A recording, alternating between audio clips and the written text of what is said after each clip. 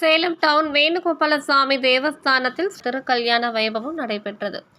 இதனை முன்னிட்டு தேவஸ்தான வளாகத்தில் மேடை மீது பாமா ருக்மணி சமேத வேணுகோபாலசாமிக்கு புது பட்டாடை உடுத்தி சாமந்தி, ரோஜா பூ உள்ளிட்ட நறுமண மலர்களால் மாலை அணிவித்தும் கற்கள் பதித்த நகை கிரீடம் சூட்டி குழலூதும் கண்ணனை சிறப்பாக அலங்கரித்தனர். பின்னர் உற்சவ தெய்வங்களுக்கு கங்கணம் கட்டி ஓமம் வளர்க்கப்பட்டது. ஹோமத்தில் பல்வேறு விதமான நறுமண திரவியங்கள் சமர்ப்பிக்கப்பட்டது.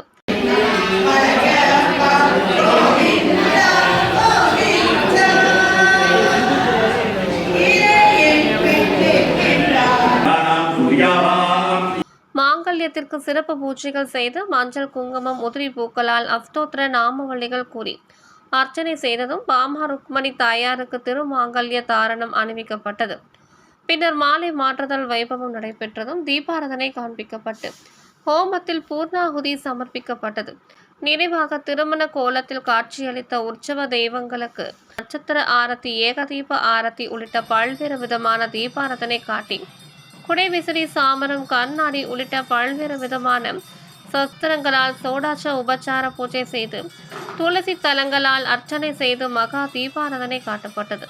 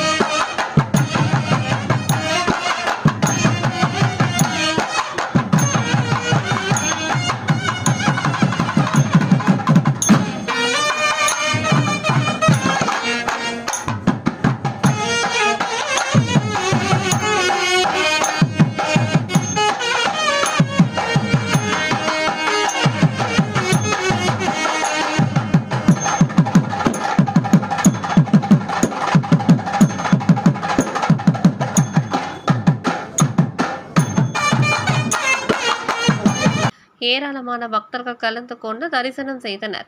கலந்து கொண்ட பக்தர்களுக்கு துளசி தீர்த்தம், சடாரி மரியாதையுடன் அனைவருக்கும் அன்னதானம் வழங்கப்பட்டது.